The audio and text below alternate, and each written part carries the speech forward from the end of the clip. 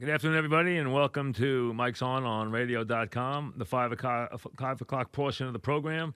We'll obviously be joined by WFN at 6 and do a little more local stuff, especially on what's going on uh, with Beltron and his role and everything else in this thing. But let me start in this hour because you know what? Nothing is more tedious to me than the sign stealing thing, but I understand now there's ramifications and everything else, so we'll get to all that. And we're still waiting for the shoe to drop up in Boston, which it hasn't yet anyway. But let me begin with the national title game last night. What I stated about the game early today and on the 5 minute morning this morning was that this game will look a lot better, both LSU's victory and Burrow's performance will look a lot better in the record books than they did if you watched it on TV or in the building last night. Because the game was a sloppy mess. The game was ebbs and flows. The game was stops and starts. LSU got off to a bad start. LSU got off to a bad third quarter start. Clemson had real valleys in the game. The game was played at a snail's pace. There were a ton of penalties in the game. I want to get on the Pac 10 crew, but I have to admit a lot of the penalties were legitimate. I thought the targeting call was a good one. There's so many things to get to about the game. Let me get to a couple of things about college football first, and then we'll get to the game. Number one, they can never again make the mistake of playing the semifinals on December 28th and then the championship game on January 13th. It took all the steam. It took all the emotion. It took all the buildup out of the championship game. They tried to sell it. You can't sell it. Even if you're the biggest diehard in the world, you couldn't sell it. I couldn't even get friends of mine to watch the game last night. I'm trying to tell them, listen, it's going to be exciting. I guarantee there's going to be a ton of points scored. I guarantee the winner's going to score 40. You got the two quarterbacks. Nah, I'm not interested. Who cares? So they were coming off an LSU Ohio State game. I mean, a Clemson Ohio State game that was a terrific semifinal. Yeah, they had a blowout in the other game, but you had to build up at a big team, which is what you like too. They cannot play these games pre-New Year's. They played that game on December 28th. And then they play this game January 13th. And Gary Danielson made a great point. Why do you want to sandwich this on the back end of the NFL's most exciting weekend? You don't. Play it going into the weekend where people haven't had football. Play it on the Thursday last week. Thursday's a bigger TV night than Monday. The two biggest TV nights of the week are Sunday night, number one, Thursday night, number two. You ever wonder why you always see things that preview the weekend, movies, this, that, on Thursday night commercials? Because Thursday night's a big night. People go out Friday night. They go out Saturday night. They're home Sunday night. They're home Thursday night. Unless you're, happen to be, a lady who's likes to go out those nights. We understand there's certain people who go out those nights. I understand that, okay? It's a night for the older ladies. I understand all that. But, hey, the bottom line is it's a very solid TV night. It makes more sense than Monday night. I know fans are used to Monday Night Football, but more than important than even the night is the date. You can't play these games that far apart. You have no buildup. You have no continuity. You have nothing. Forget the fact that I think it hurt the product in the beginning of the game, which I think the teams were a little off their game. Especially LSU was off its game, off its timing early in the game. Give Clemson credit for that. They also pinned him down the goal line a couple of times, so that was part of it. Burrow winds up with some big statistics. He winds up with 463 yards passing. The team put up over 600 yards. He was accounted for 6 touchdowns. He threw 5 touchdown passes. When you look at that game in the record books and look at his season in the record books, you're going to say, wow, what a season. Wow, look at the championship game he had. But if you look at the game in person or watched it on TV, it wasn't as spectacular. He made a couple of great plays, including the back-to-back plays before the half, where he made the run where he had no timeout and got out of bounds and then hit Moss on the next play. wonderful football. He threw a couple of passes into the end zone that were absolutely brilliant. You could see him throwing those on Sundays. He's deadly accurate with the ball. So you saw some really good things there. You saw athleticism. You saw competitiveness. You saw some goofiness, too. I mean, he's a little cocky, walking around with, an obscene thing on his hat. He doesn't need that stuff. He doesn't. He's the quarterback of the team. He had a Heisman Trophy winner. Have a little class. I mean, but listen, he's a kid. The bottom line is, though, he has the makings of a good quarterback.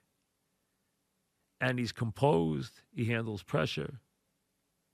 But the game was not as pretty as his numbers looked. They wore Clemson down, is what they did. Because when you look at it, they outscored Clemson 35-8 after Clemson took a 17-7 lead. 35-8's dominance. And that's what it was. And they called the dogs off because no one scored in the last 10 minutes. And I know the over-under was all over the place, so you could have had it as high as 68. You could have had it as low as 65. So wherever you had it, I hope it put a smile on your face. That's why I detest over-unders. I've never been an over-under player for just the reason I talked about last night. It's pure luck. Why is it pure luck?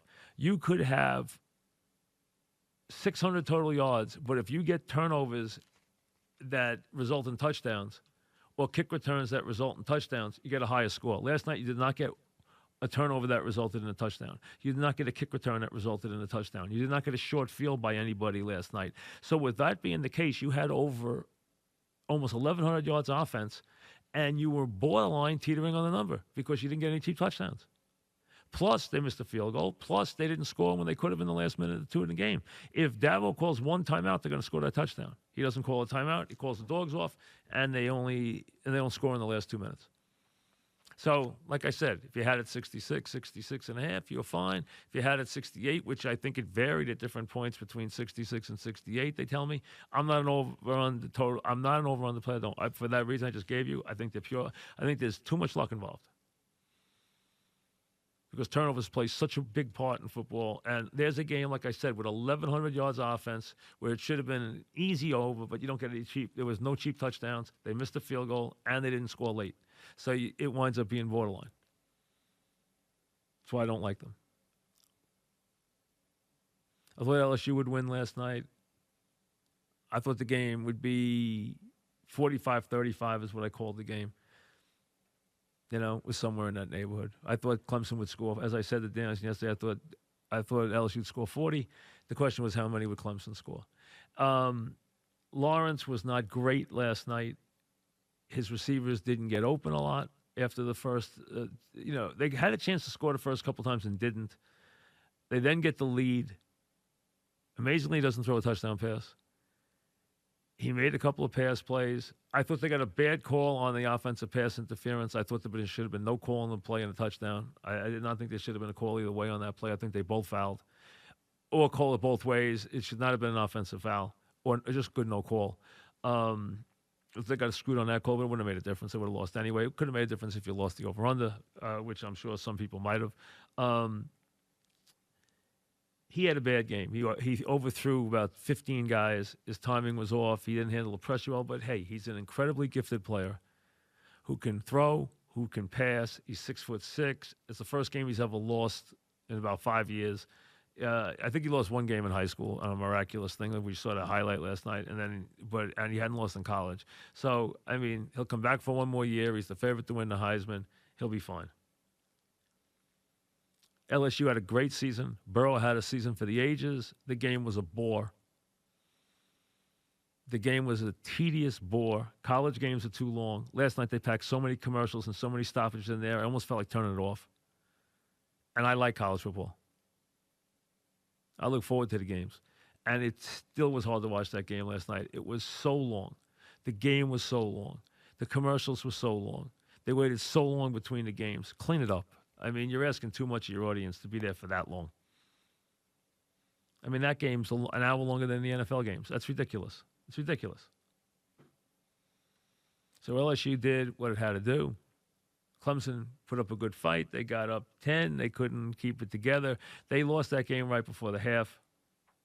And even though they came out in the second half and held them the first couple times, and you had the idea that Burrow might have bad ribs, that he might have gotten hit before the half and that he was really hurting, Then that stopped being an issue, and then LSU shut Clemson down completely in the second half. Really, they shut them down from 17-7 up. They outscored them 35-8 the rest of the way. So they shut them down the rest of the way. So a good win for LSU.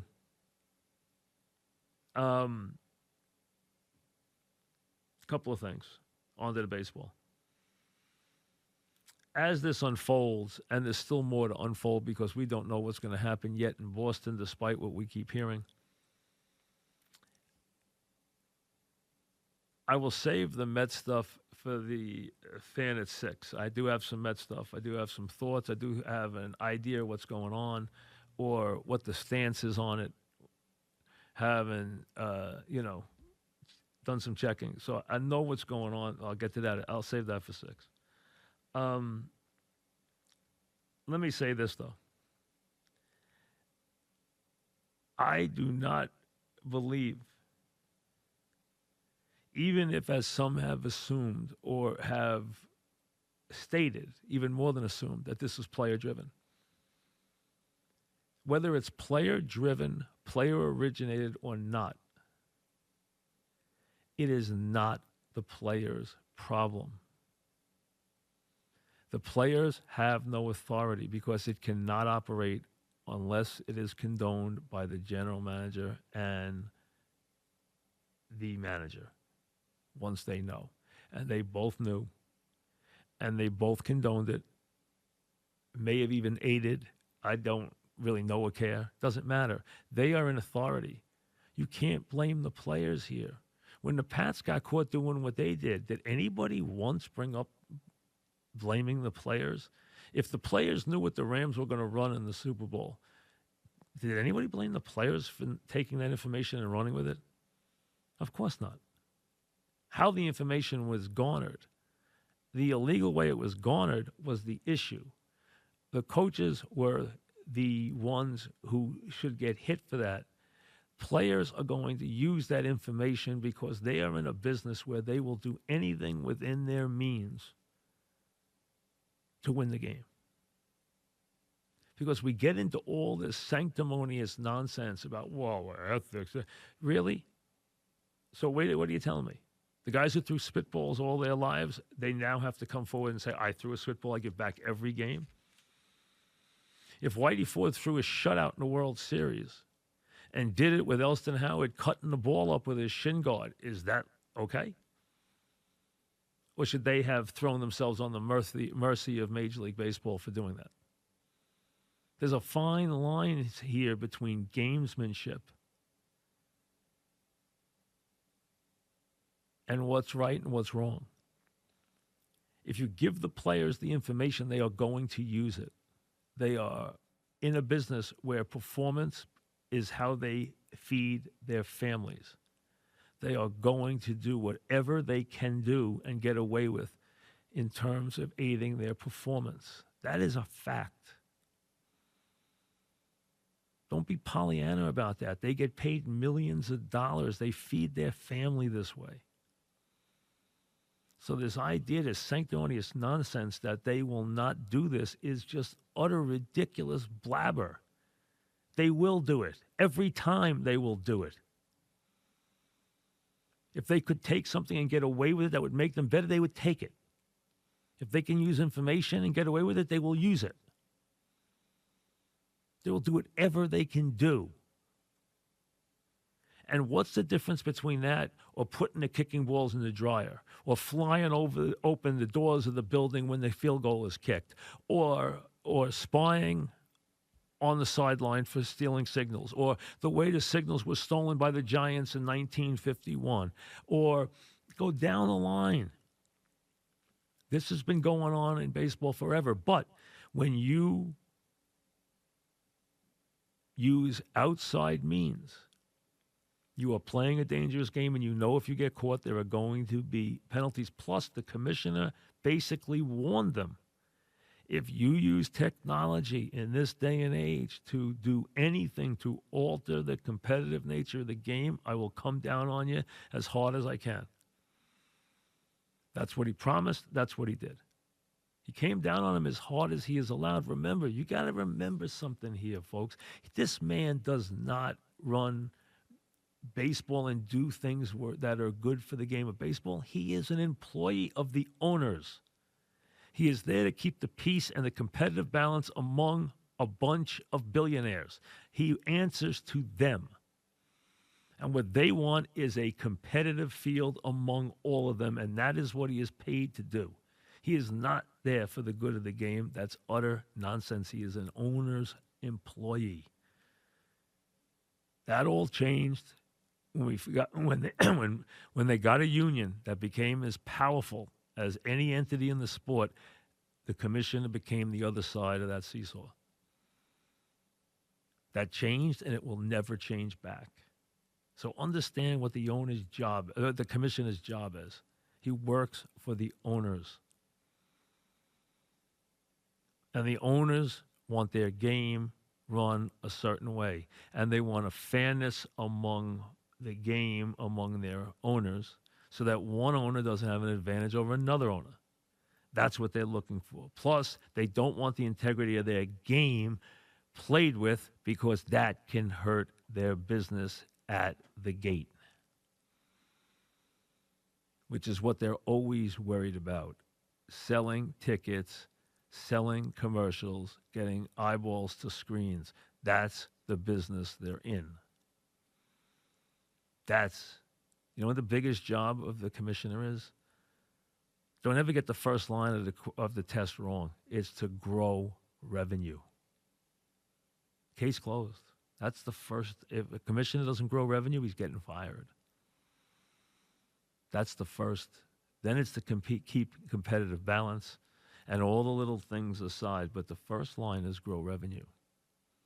And you grow revenue by making sure nobody damages the product.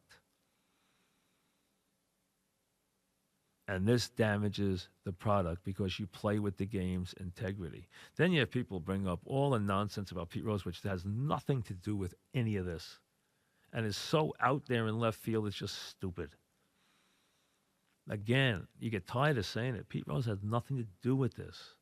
Oh, how do you hit that? Pete Rose's case has nothing to do with this. These guys thought they could get away with something. Whether the players, and it sounds like the players originated it, and that's where Beltran comes in. More on that later. Because Beltran was mentioned. I think he was mentioned for a couple of reasons. One, because he's been known to be an expert sign stealer. Number two, he no longer plays. Number three, he's now a manager. But I do not believe he is in any trouble. He had nothing to do with what went on in Boston. And the players, anybody below the rank of manager who had no power in Houston is being punished as far as we know, unless another shoe is going to fall. But we don't know yet if that's the case. Do I think the players should be punished? Absolutely not. The players are not in charge. And you have to understand the idea that the players will do anything. It is their nature. It is the life they lead, that they will do anything within their power that they can get away with that will give them a competitive edge. They live on a brink of performance anxiety at all times. Their job is to perform at the highest of levels. They are rewarded both in terms of fame and fortune for performing at their best at the highest of levels. It's a performance business. If you can aid performance, they will do it. And unless you can draw some distinction between cheating by putting Super Bowls in a bat, or doctoring a baseball, or using sandpaper, or cutting the ball with the catcher's shin guard, or doing whatever you can to scuff the ball, or whatever went on, or stealing signs in a more conventional fashion, which is gamesmanship. If you can steal signs from the dugout, more power to you. Don't say you can't steal them. It's how you steal them that matters. There are players who have been known to sit on the bench and pick up tells all the time, but that's called tipping pitchers. That's okay to take that. That's an edge. You've gained that with gamesmanship. See, gamesmanship's okay. Outright cheating outside the rules, like using technology. See, if you do it with your own prowess, it's okay. If you bring in technology, then it's wrong, especially when you were warned by the commissioner not to use technology. So they get hit, and they get hit hard. And listen, they'll outlive the suspensions. They'll outlive the draft picks they lost. They'll obviously be able to handle a $5 million fine. And as a matter of fact, Houston's number right now for this season in Vegas is 97. Today, you can bet on it at 97. So they're not expecting the team to fold.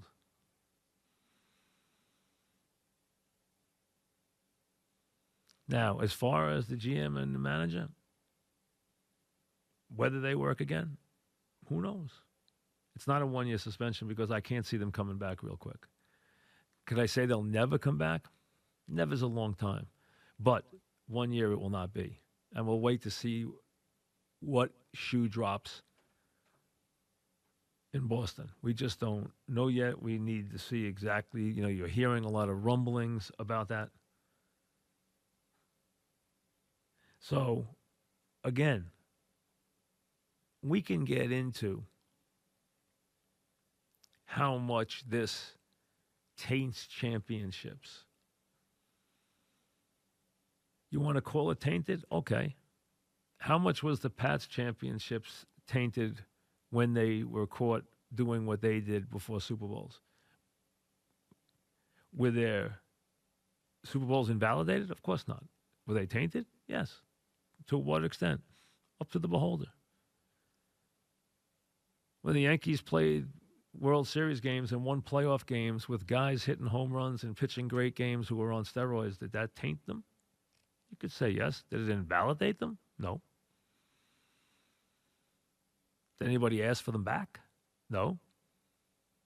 We know that guys performed with performance-enhancing drugs and aided the Yankees in those regards. We can start listing the players. I never heard a Yankee fan say he wanted to give back one of those championships.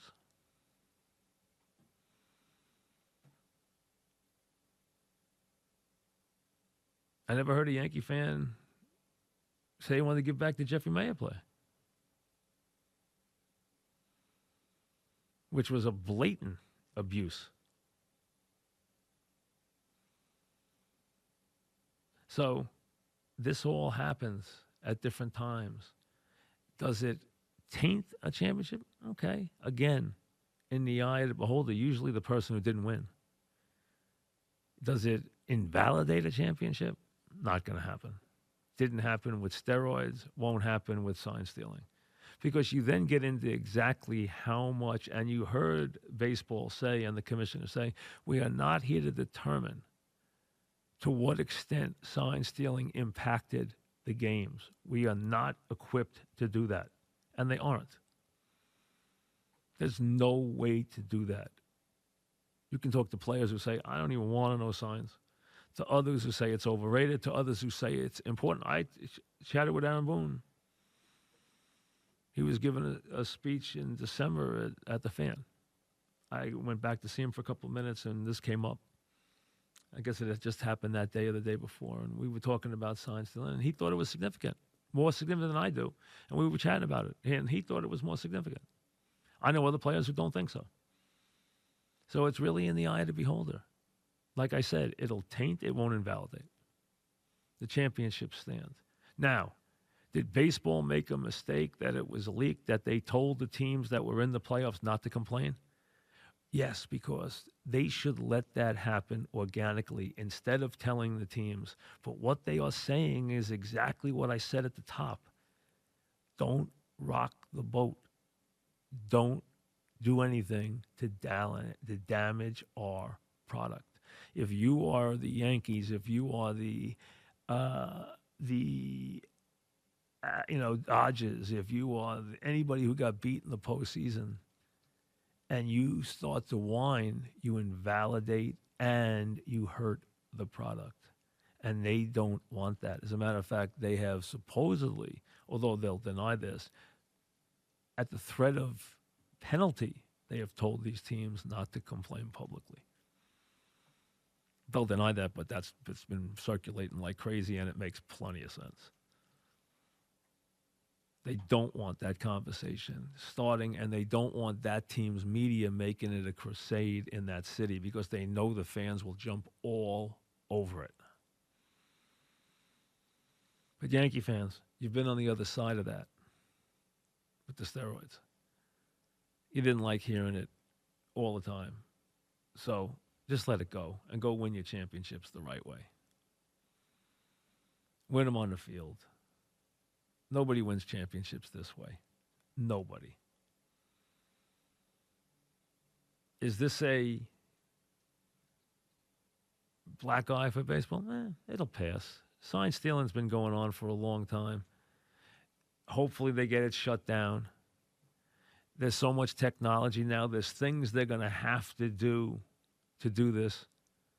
I think you're going to have to do certain things with scoreboards. I think you're going to have to do certain things with hometown TV rights. I think you're going to have to do certain things when it comes to being able to watch video in the dugout during the game, which I always thought was maybe going too far. You know what? There's nothing wrong with limiting the ability of utilizing video in the dugout.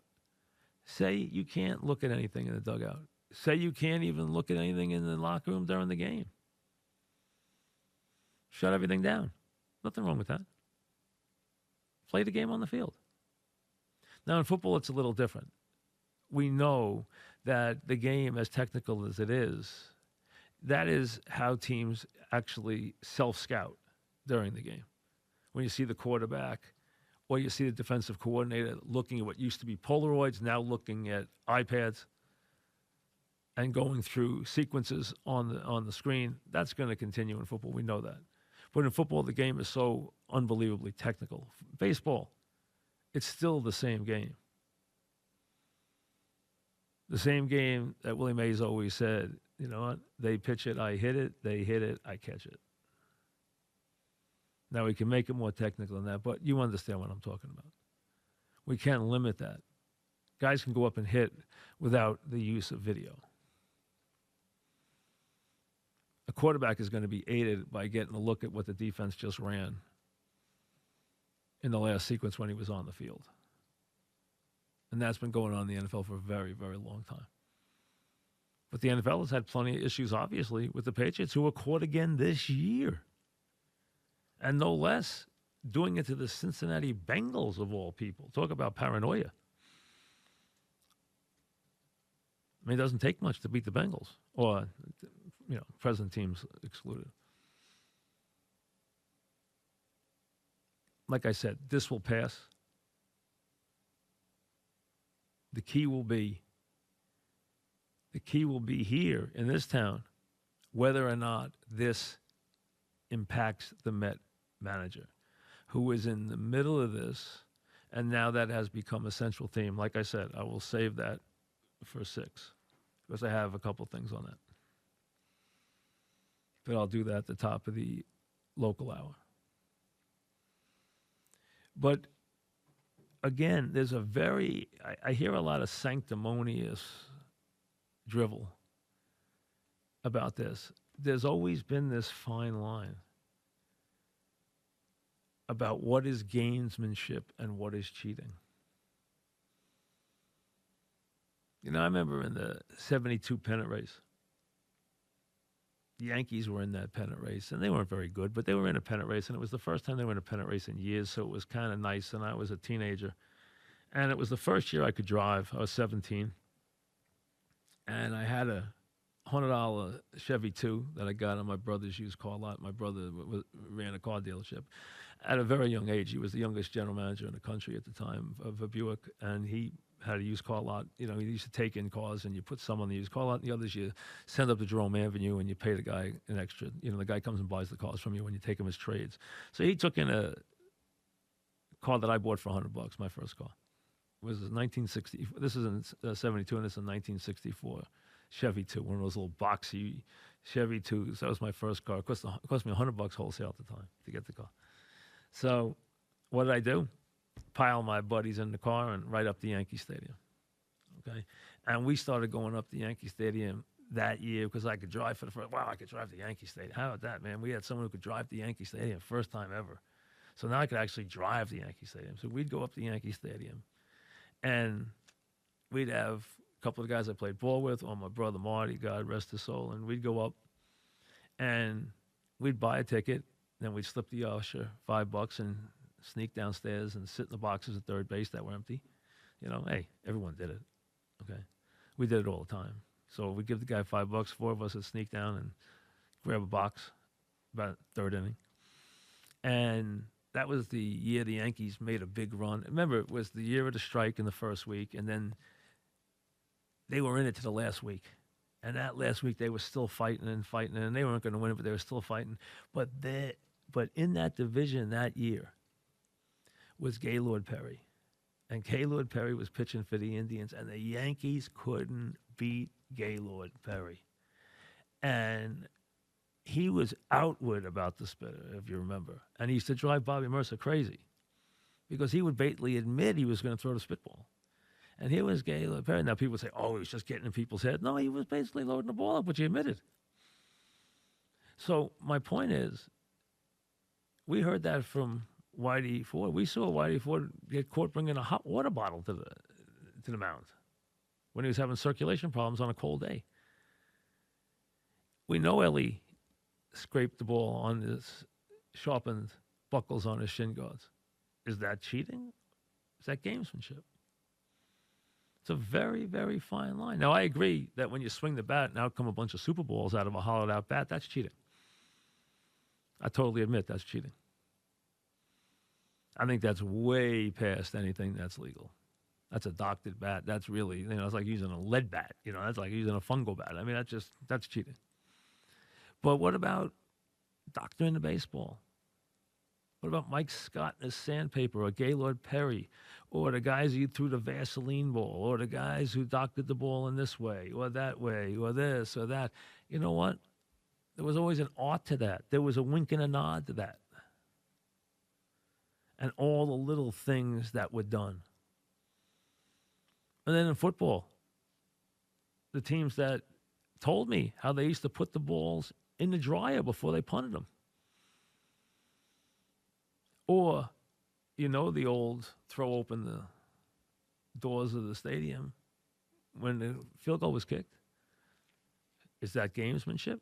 Sure sounds like it to me if you're smart enough to come up with it. Or is that cheating?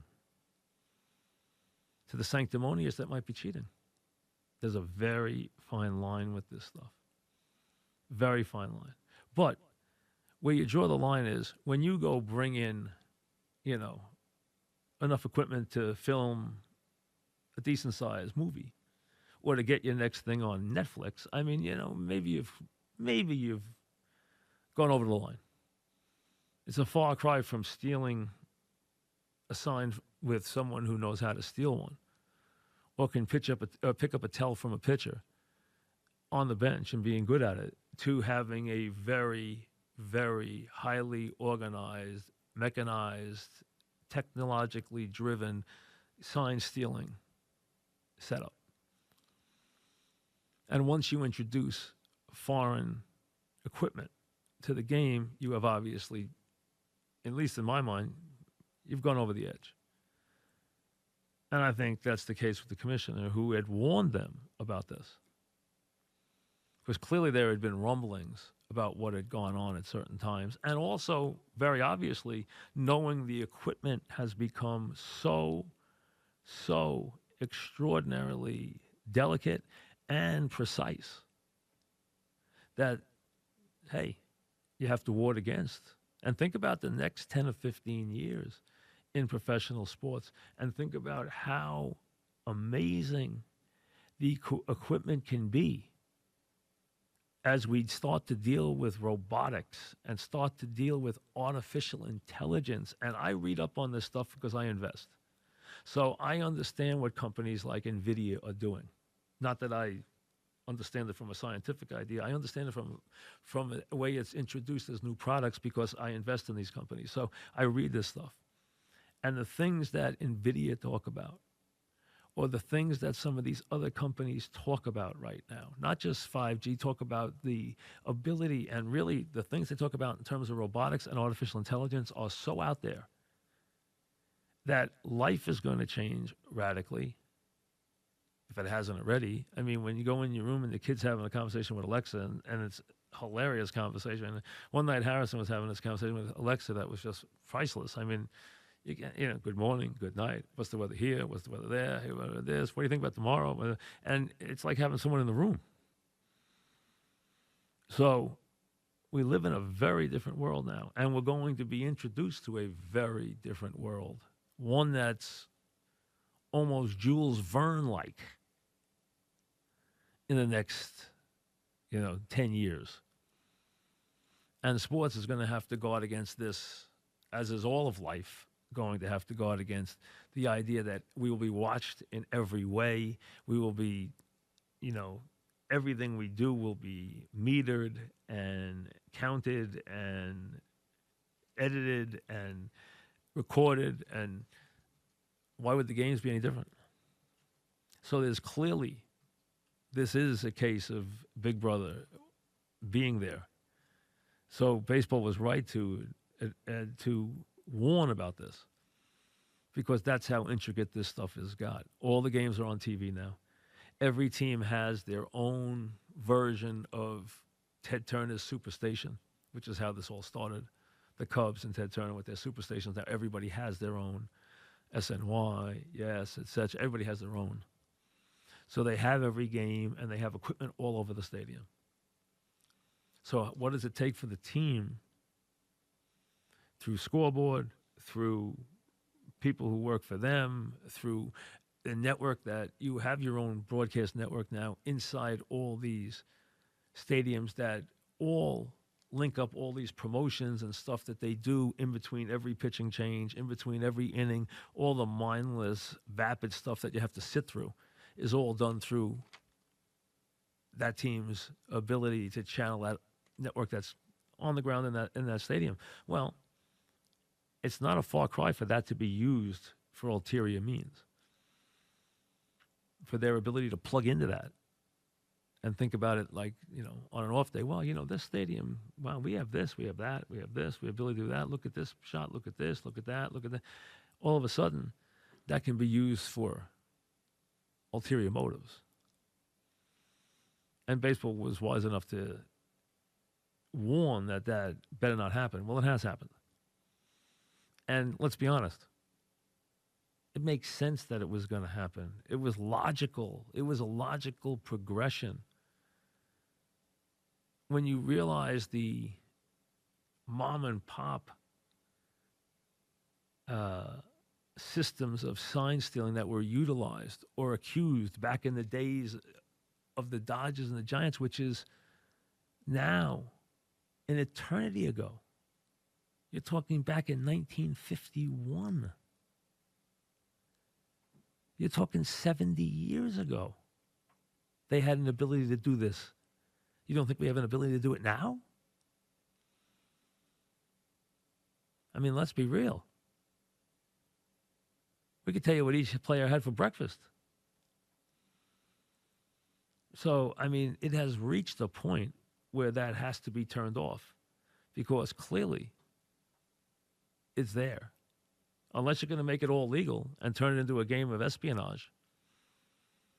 so that basically every team will have their own version of Black Ops. And we know there's one team that already did have their own version of Black Ops anyway, that plays football.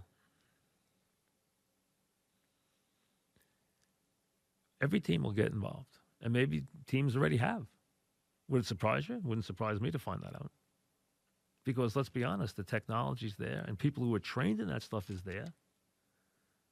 So it's a very logical step. Now the question is, how do you combat it?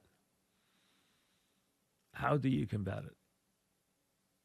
And baseball did the right thing by not trying to discern what role that played in outcomes, because that would be really a folly for them to go down that road. They would prove nothing. All they would do would open up enormous debate. And it would run the gamut from here to there, to very little to very large. It would run the entire gamut. And that would serve no purpose. So to me, they hit the team hard. Did they put the team out of business? No, they did not. They're still a very good team. Why? Because they still have very good players. Whether those players get a sign or not, they're still going to win. Why? Because they're very talented. I saw them win games at Yankee Stadium with big home runs. So did you. Did they get the signs there? Of course they didn't. I saw them win plenty of games on the road. I saw them get big hits on the road. They didn't get help there, did they? If you believe that's how they were aided and abetted. Like I said, I will have more on this at 6 o'clock, especially the idea of how this impacts Beltran and what the Mets are planning with this. I'll do that when I am joined by Fan at 6. Now, on to the third part of the day, and that is our move towards this playoff weekend. One person who every year we have the same conversation when we get to the Final Four is a TV friend of mine. And it's, all right, which matchup do they hate, do they love? They came to the conclusion today that the only matchup they really love is San Francisco, Kansas City. Because of Brady and Mahomes, the old guard, the new, the Packers, and the high-scoring Chiefs, that Tennessee would be a downer despite Henry, and that San Francisco, Tennessee would be a TV nightmare. You know what? I've come to the conclusion, you never know. You get a good day, you get a good game, you can live with it. When Tennessee was in there with McNair, it was an exciting game. You know, there are times where you think, oh, this is a nightmare, you know. It's not true. So I don't think that matters that much. But clearly, the one that you could sell the most, first of all, you can sell Andy being there. Because here is this coach who has won 207 games, who has won more games than anybody in history and not won a Super Bowl or not won a championship. I think he's number 7 on the all-time win list, and he's not won a title. He's been to the title game a lot, only won once. He's been to the Super Bowl once, and he lost by 3 points in that very strange Donovan McNair game where they lost a 3-point decision to the Pats. And it's kind of, you start to get the idea. They come off a huge comeback, an historic comeback, the only team in playoff history to ever come from 20 points down to win by 20 points. An incredible game of swings, aided and abetted by Bill O'Brien, and I still don't understand how anybody could defend Bill O'Brien on that play in the second quarter.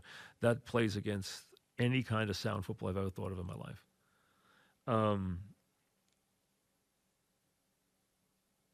But now they have one more step at home. They didn't have to go to Baltimore. New England lost to Miami and allowed them to get a home game and a bye. They didn't have to go to Baltimore. So they have been helped appreciably. Now, they get a tough team in Tennessee, and you can understand. Tennessee believes. Tennessee's got the back. They have the back who's playing as well as Earl Campbell, and you saw Earl Campbell last night. I can't believe how bad Earl Campbell looks. I was at an event where Earl Kimball was there a couple of years ago, and he's like, it looks like he's 100. It's just, he has terrible arthritis. And yes, when they named the 11 greatest football players, or they just should have said the 11 greatest running backs of all time, because basically all they did was name a bunch of running backs in college. That's basically it. They named Dick Butkus and a bunch of running backs and Roger Staubach. That was basically it.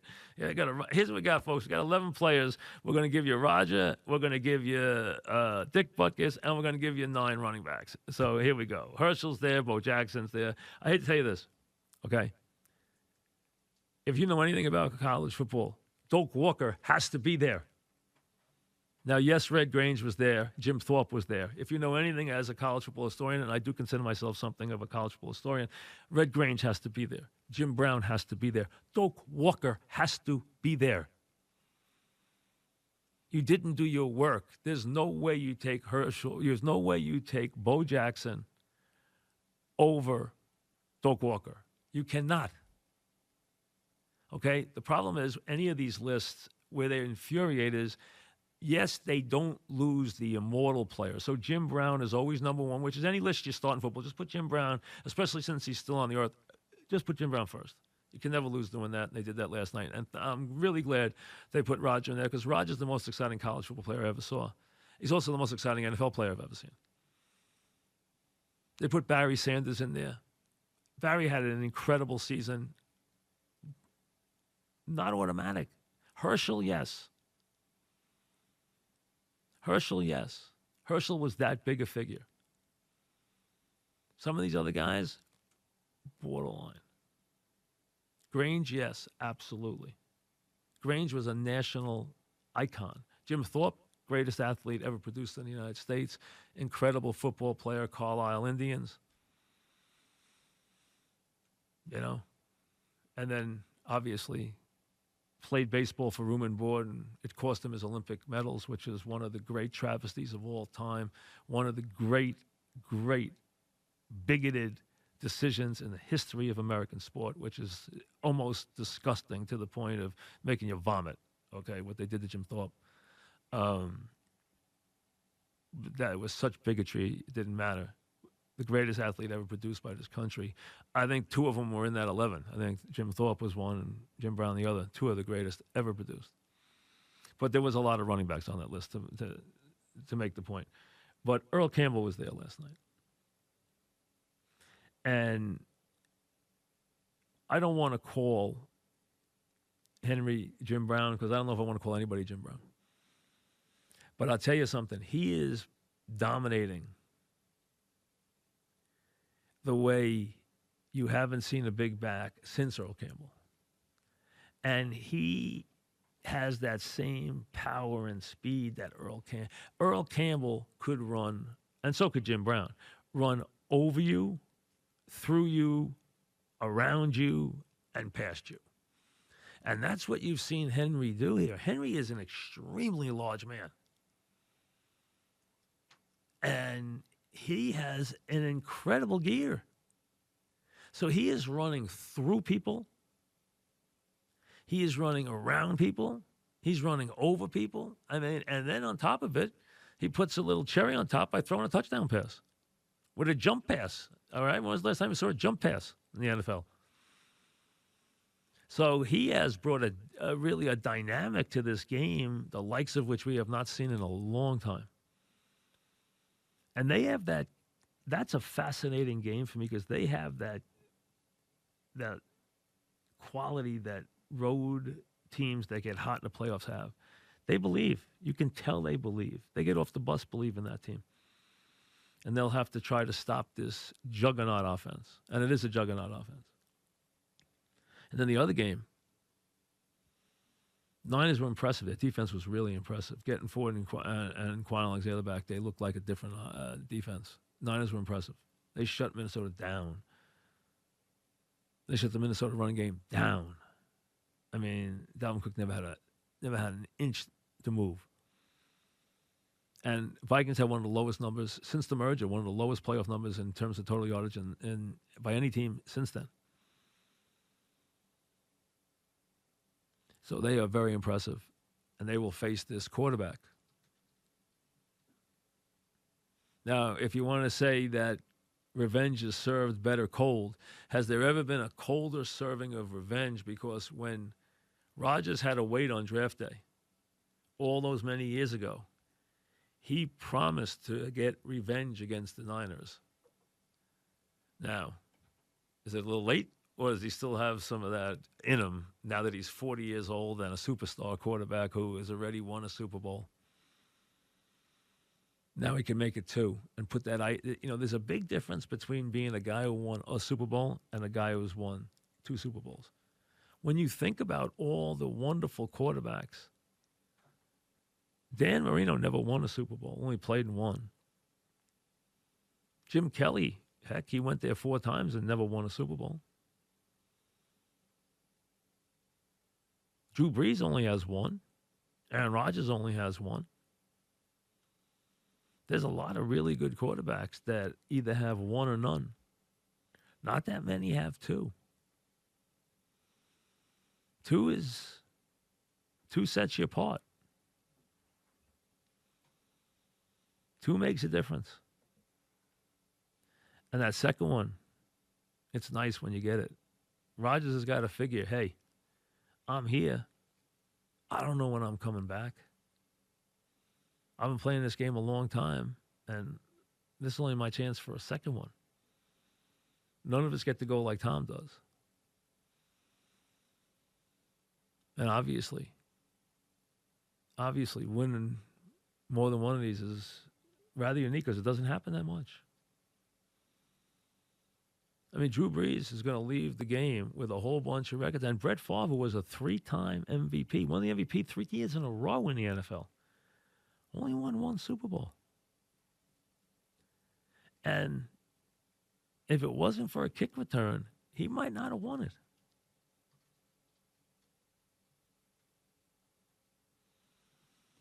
That kick return broke that game wide open. After the Pats had come out and put that score up and turned it into a 1-score game, you were like, all right, here we go. And then they kick off right down the middle after the head coach had told the special teams coach, don't kick the ball down the middle, this guy. He kicked it right down the middle. And he ran it back for a touchdown. And that ended that game. In New Orleans. Never forget that game. Strangest part of that game for me, folks, is I was sitting between Robert Fraley, who was Bill Parcells' agent, and Payne Stewart. And within a short while after that, they were both dead. Dying in the same plane crash. That we found out that they lost cabin pressure. And the pilot didn't know it, pilot error. And they died. And obviously the plane ran out of gas and crashed. So it was a horrific accident. But I actually sat in between them at the game. I'll never forget that. I can still see myself sitting there when we were all rooting for the Pats to make that comeback. And then the kickoff and how we felt when that kickoff hit you like a shot in the solar plexus after he returned it. But and I had not met Payne Stewart before that day. And he and I spent the day, talking football. Because he was very close with Robert Fraley, who was Parcells' agent, and a lot of other coaches' agents, a very prominent agent. And they were right there, obviously, as his guests at the game. And I was sitting in that same group of tickets, and I was sitting right between both of them. So it's kind of eerie when you think about that. When I think back to that game, I think of them. Just show you how fleeting life is at times. So you don't take going back to a Super Bowl, you don't take anything as being guaranteed, as we all know. And nothing teaches that lesson more than that. So you have Rodgers and what he brings and makes them a live dog against a very solid San Francisco team that has been rebuilt and been rebuilt well. I like Garoppolo. But you could tell Garoppolo made his head coach nervous last week with his being very loose with the football. That's something to take into account as he goes up against the master this weekend. And then, of course, Henry and what he brings, and the Tennessee defense and the punter and what he brings in terms of field position, trying to stop that dynamic Chiefs offense and Mahomes and see is this Andy's year. I'm hoping I can go to the Super Bowl this year, and I'm going to be down in Florida and probably go to the game. I'm thinking of going to the game. And I have one son, Harrison, who's a Chiefs fan. So and he's been a Chiefs fan for years. He's not a fair weather. He's been a Chiefs fan for years. He liked Charles. That's why he became a Chiefs fan. And he's long gone. But he's stayed with the Chiefs through the years. And he's become a Chiefs fan for years now.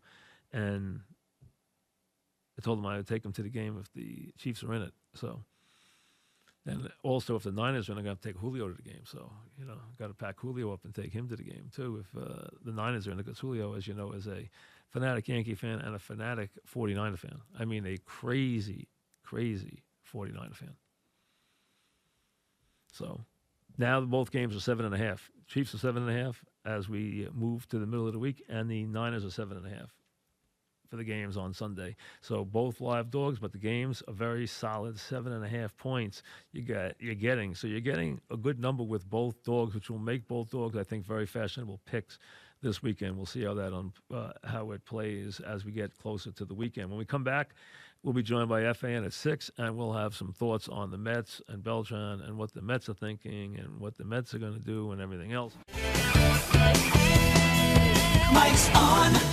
He's ready to go. On the Fan.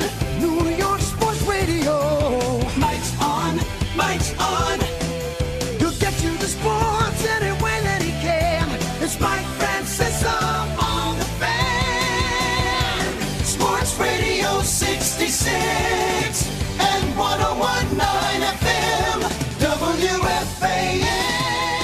On this Tuesday evening, good evening to the Fan. As we, a little past 6, take you right up until Steve Summers and 6:30 this evening. 3 things on the NFL, then I'll get into the Mets stuff with Beltran. Number 1, congratulations to Jimmy Johnson getting to the Hall of Fame. I'm happy he did. I like Jimmy Johnson a lot. I've known him forever. I consider him a friend. He's a good football guy. He was a terrific Italian evaluator. Very good master psychologist. He took industrial psychology in college. He was very good at that. I don't think he's the greatest X's and O guy, but I think he was very good at motivating his players, and I think he was great at eye and talent, and I think that's how he won. And he built a great Dallas team. He really did. One that was able to win after he left. So that's the sign. If you ever listen to Urban Meyer talk about the 5 levels of leadership, the 5th one is having what you built sustain itself after you leave. Jimmy did that in Dallas. Urban Meyer did it in Ohio State. That's what Urban calls the 5th level of leadership, is being able to do that. So congratulations to Jimmy. Congratulations to Bill Cowher, too. I don't know Bill very well, but congratulations to him, too. Antonio Gates retires. Heck of a career. Really excited. A really good player. Really, a lot of times you watched Antonio Gates play and you were like, wow, this guy was a basketball player who turned into a heck of a tight end. Really good player. So congratulations to him on a very, very good career. And Pat Shermer becomes the Denver Broncos offensive coordinator. So good for him. No one wishes anybody ill. So I'm glad he found the job. And I think there's a lot of North Turner in Pat. I think he's got the ability to be a good coordinator. I just don't think he's a head coach. I don't think everybody is. I think handling the game, the bigness of the game, and all the roster and all the players, and being a disciplinarian and being a tactician and everything that goes with being a head coach, I think maybe it's just not what Pat's about. I think Pat's a good offensive coordinator. I think he can work with quarterbacks. I think he can call plays. I think he can. So I think that could work. So good for him. I'm glad he landed on his feet and found a job as the Denver Broncos offensive coordinator. Now to the Mets. I've seen a lot of stuff and heard a lot of stuff since this whole thing came down, that what about Beltran? Beltran should be fired. Well, again, the players are not culpable here. They have no authority. So why? He was a player. So why should he be fired? I don't think he should be fired. I don't believe he will be reprimanded, and I don't think it's going to be an issue with the Mets. I really don't. Now, so I don't think it should be an issue. Now, what about the Mets and what they should do? Should they fire him? I don't think they should fire him. What about how it played out through the interview process? It's my understanding that it was not a subject for, it had not gotten hot yet, so it was not a subject during their talks, number one. So it really was not anything where he wasn't honest with them. I don't think it really was an issue. Number two, I think the Mets are handling it smart, handling it in a smart manner where they're just waiting for the smoke to clear. Make sure, because Beltran was named, watch what happens in Boston. Make sure that Beltran isn't implicated by some other part of this investigation where they have to do something, where he was somehow involved in a way where he is brought into it. Let him be completely, it sounds like he's cleared. It sounds like he was cleared by the commission, but make sure that's true. Let the smoke clear. Let everything take a step back. Be patient. Make sure everything's is done. Make sure everything's clear. They've already talked about the players not being culpable, but he was mentioned. A lot of people, there's a thought that he might have masterminded this, but even if he did, it doesn't sound like he's going to have any culpability because he didn't have any power. It's still got to be condoned by the general manager and the manager. So unless he is implicated in some way that is just impossible for them to deal with, I don't think there'll be any issue with Beltran. But I think that's the smart way to play it. Let all that happen. Let him be completely cleared, and then they can go forward. And then, obviously, they are going to have to all speak. I think Beltran will have to speak, and I think he will. I think Brody will have to speak, and ownership will have to speak. And I think they all will. You know, they have the thing coming up with Mike, with the build, with spring training. That might not be the right time, and it might not be, the timing might not be right where everything has been done, but I think they're just making sure that they don't want to say everything's fine and then have a shoe drop on Beltran. Doesn't sound like there's going to be any shoe dropping on Beltran. I think they're just making sure there was no shoe dropping on Beltran before they make anything public. But I don't expect, I will be very surprised, A, if anything happens to Beltran from a baseball standpoint, and B, if that is the case, and I think it will be, then there'll be no issue with the Mets. And they'll move forward. But he will have to speak on it. And he's going to have to stand in front of all the media and answer questions on it. There's no way around that. Now, how forthcoming he will be and how he will address that, I don't know.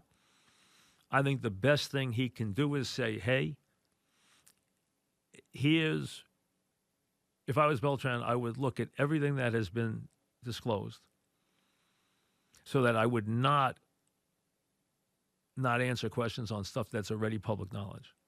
So I would make sure that anything that's out there, I was open about. That's all. Now, he might know something that everyone else doesn't know, and he might not be forthcoming in offering that, but if he does his homework, he doesn't have to be. It sounds like he had a role in this, but again, he was a player, and there's no way, and I said this to you back when it happened, there's no way the players are going to be implicated in this. They have no power. You can only take down the guys who make the decisions. And that was exactly the way it was stated. They did not originate it, but they condoned it. They were the ones who could have put a stop to it. They could have said, hey, you players started this. It stops here. Then it's over with. If they had done that as a manager, as a general manager, they'd be working. They didn't do that. They decided, hey, we're in. We'll use it, we'll run with it, and away we go. And they probably aided and abetted. But when you do that in a position of authority, where you have the power to stop it, and you don't, you pay the price. And then when you enhance it, which seemed to be the case here, then you deal with that also. So I don't think, A, never came up in their interviews. B, he's been so far he's been cleared, and I think as long as he continues to be cleared, he'll be fine. But he will have to speak on it, and so will the Mets. And I think they will do that in due time. I think that will all happen, and then I think it'll go away. Does this make Beltran this, outlaw? Hey, again, they went too far. They created a system they shouldn't have created. All right? They got caught. They got slapped. It's over. Does that mean he can't manage a baseball team? No, of course not. I don't think so. I don't believe that for a second. I mean, again, there's this fine line with this stuff that you're dealing with. I mean, these are the laws of baseball here. This is trying to gain an edge. That's what they're doing. This was not a crime against humanity. This was a crime against baseball.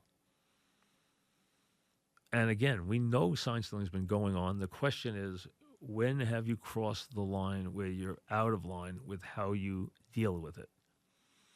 And by baseball's own terms, when you utilize technological equipment, which they have outlawed, you have broken their rules.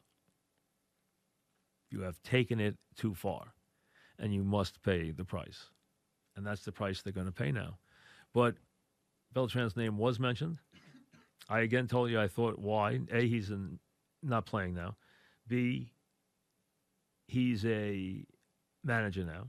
And also 3, because I think, and everything we had heard from the beginning was that he probably had a significant role because he was in a very adept, known to be, you heard this for years, that Beltran was an extremely good sign stealer, as you used to hear Mickey Mantle was. But by that they meant that he could eye the pitcher and come up with a tell, and then he would whistle when it was a fastball. I mean, if you've read all these Mickey Mantle books, as I have, you heard all these stories about him being able to do that. And you also heard guys, and I said one time to Moose when this came up, one of my interviews with Moose Gammon, Moose used to go, I didn't want to hear what was going on. I didn't want them doing that from the dugout. They used to foul me up. So let me see the baseball. And Moose was a heck of a hitter. And you know this, and I know this. You know what? You get in the batter's box, and any hitter who's ever gotten in the batter's box is trying to do the same thing. Get a 2-0 count, get a 3-1 count, look for a good fastball to hit. Okay, that's what we I don't care what level we played on. That's what we all want to do, is get ahead in the count and look for a fastball. Okay, nobody wanted to hit the curveball, even then. Well, what level it was. You were still looking for the guy to try to throw the fastball by you at 2-0 or 3-1. That's what you wanted to do. And your batting average went up a lot. You hit a lot better at 3-1 or 2-0 than you did at 1-2. That's baseball.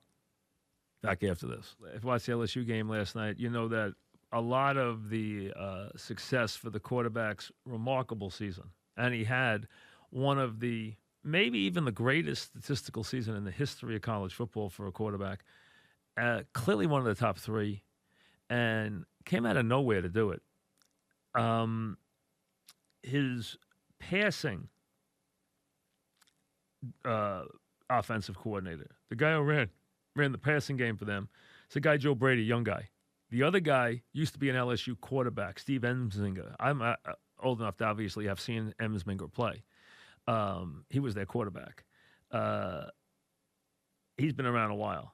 Matter of fact, he's been fired a bunch of times. Okay? So has their head coach been fired. So, I mean, they just hung around, stuck to it, and away they went. But Brady became a hot number because of the success of the passing game and Burrow's success. So now where does he wind up? He winds up with Matt Rule in Carolina. He's now the offensive coordinator of the Carolina Panthers. So Tepper, who, as you know, Tepper is a Wall Street guy who made billions, who bought the Carolina Panthers and went in and swept away Matt Rule and gave him that outrageous contract, believed to be $60 million for a coach who's, been only a head coach at Temple and Baylor. So he obviously is throwing a lot of money around. He has told people that he will be leaving the school and joining Matt Rule in Carolina. So, you know what? Good for him. He did a good job. Joe Burrow had 60 touchdown passes this year and 6 interceptions. In his last 7 games, he had 30 touchdown passes and 2 interceptions against the top teams in the country. That's impressive stuff. In the 2 playoff games, he had 12 touchdown passes. I mean, not bad work if you can do it. So he put up astronomical numbers. He has not been given the offensive coordinator's title yet in Carolina. It's believed he will be the offensive coordinator. We're not sure about, titles there yet. We have not, but he is leaving the school and going to Carolina from what we hear. Now, the other thing, is there anybody anywhere who could ruin a Cinderella special season? There's only one. There's not many guys I could think of who could ruin LSU's night. One guy I could think of, though, was there trying to see if he could do it. And who was it? Odell Beckham, who was there last night, making LSU have to put out the statement that the money he was handing out to players after the game was fake money. Now, none of us believe it was fake money that he was handing out to players after the game, but those are recruiting, those are considered NCAA violations. Those $100 handshakes that he might have thought was really a lot of fun last night. And you saw last night the LSU contingency. You saw Booker falling down there. He was flipping the coin. That's where he should be. He should be there during the game, right there. Okay. Odell, I gather, and I haven't seen the video. Have any of you guys seen the video? Have you watched it? Can you see that they're real dollars? I'm told they were, but they now announce.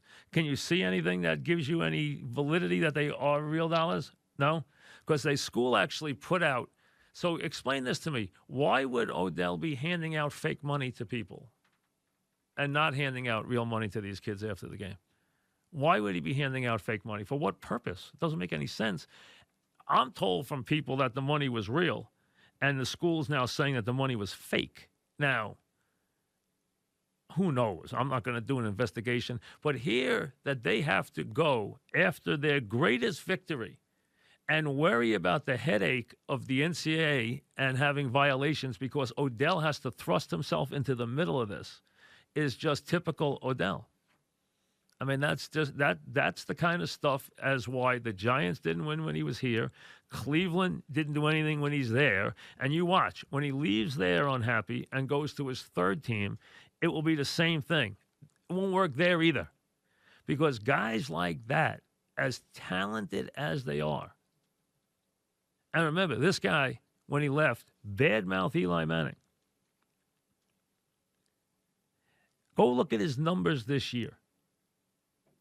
And then check out his numbers his first 3 years with Eli Manning, where he missed the first 4 games of his rookie season because he had a hamstring pull. Never played every game in every season, but still had 35 touchdown catches and almost 300 catches in his first 3 years with Eli Manning, and set records, receiving records, for a player in his first 3 years when he was with Eli Manning. Then he went to Cleveland and talked about how, thank God, I'm finally with a quarterback. And what did he catch? 2 touchdown passes? That's Odell Beckham. And has made overtures of going to San Francisco and going to New England during the season. So now, what does he do? Go down and cause some problem for LSU. By handing out money. Anybody who knows anything about college knows you don't hand out money on television to players. But that's Odell getting in the middle of it. Okay? Had to make it known that he bought each of the players. What did he buy them? iPods or some pod? What are those things that are hot right now? The things you put in your ears. What are they called? AirPods. Okay? That he bought those for the players. All right. He wanted to gift them that. I'm not sure what the legality of that is or isn't, that he wanted to gift those to the players before the game. Okay, that's fine. If he wanted to do that. I know that Apple's going to, sell 85 million of those things this year. So God bless them. I'm happy they are. So me and every other Apple stockholder and everyone is one. So I'm happy too. So God bless them. Great company. Keep selling product. But I have no problem with that. And I'm not even sure that's illegal. But I do know that you cannot be standing there congratulating players after games by handing money to them. That you cannot do. And for them to have to put out a press release on the night they win the national championship that the money was fake shows you that he is just a pain in the neck to have around. Wherever he goes, the team has trouble. And they showed enough in Cleveland this year to carry him. And you watch, there'll be more. Okay? And then he said, why do people want to send me to another team? You're the guy who said you wanted to play in San Francisco. You're the guy who told Garoppolo, hey, this is where I really wanted to play. You're the guy who said you want to play in New England next year. He's the one who always starts it, and then he's upset that the media gets involved. Well, you start it every time. So there he was yesterday in the middle of it, even in the middle of LSU's great moment. They have to deal with the fact that he is accused of handing out real money. I have not seen any video on it. So I don't know.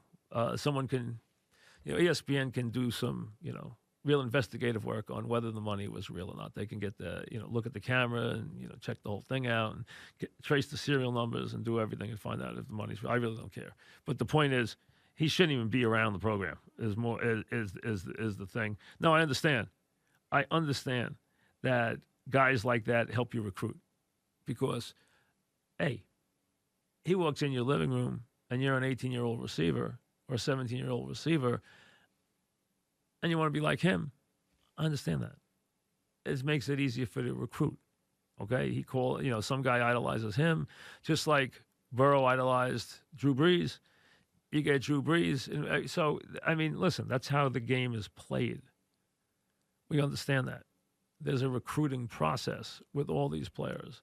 There's a fight for these talented players, as we know. Look at Etienne when he went, instead of going to Baton Rouge and playing for those Tigers, that he went to Clemson and played for those Tigers. My God, his family got death threats. So, it's the way the game is played. It's crazy sometimes how fervent the recruiting process gets and how nuts it gets. So we understand that. But you don't need that rather large headache the night of the game to have a very prominent NFL player, which he is, and a media magnet, which he is, handing out money. So LSU to the winner goes the spoils. Burrow now can get ready to be the first player picked.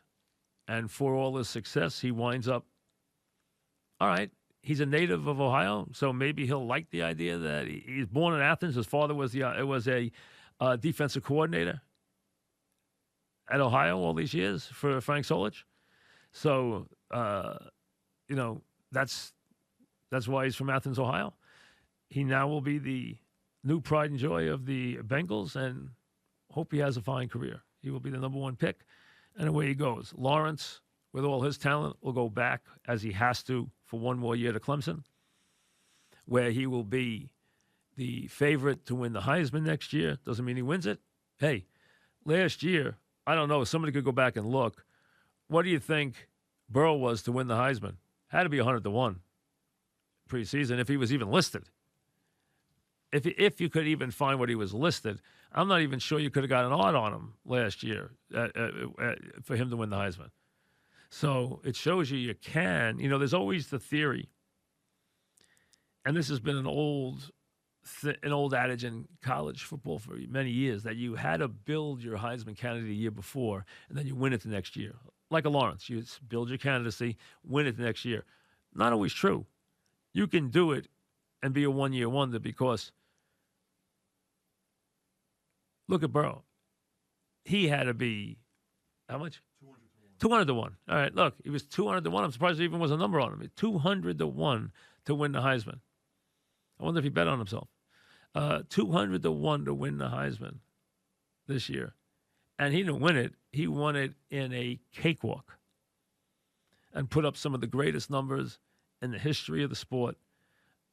Averaged 50 points a game down the stretch against top-flight competition and put up incredible numbers in the playoff that other quarterbacks are going to have to try to match, putting up, 7 touchdown passes in one game, 5 touchdown passes in another game, accounting for 2 other touchdowns. So he accounted for 14 touchdowns in the 2 games, threw 12 touchdown passes in the 2 games, and rolled to a national title. So kudos to him. His magical season ends. I hope he was in line for one of those fake Beckham Bucks last night, because I doubt he needed it. But, hey, you know what? He should have been there and online twice to get one or get 2 or get 3 or whatever Odell was giving out, because he was very, very good last night. Although the game, way, way too long.